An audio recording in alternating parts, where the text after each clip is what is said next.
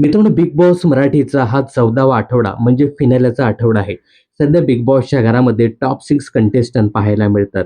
यामध्ये विशाल कोटियान हा स्पर्धक देखील आहे. पण विशाल कोटियानच्या चाहत्यांसाठी एक धक्कादायक बातमी समोर आली आहे. काल विशाल कोटियान याचं Instagram अकाउंट अचानक बंद झालं आहे. अशा निर्णायक टप्प्यावर सोशल मीडियावर उपस्थिती अत्यंत महत्त्वाची असताना या घटनेमुळे त्याच्या वोटिंगवर परिणाम होण्याची शक्यता व्यक्त केली जात आहे. अशातच आता बिग बॉसच्या घरातील त्याची सहकारी रुचिता जामदार हिचे देखील Instagram अकाउंट डिसेबल झाल्याची माहिती समोर आली आहे.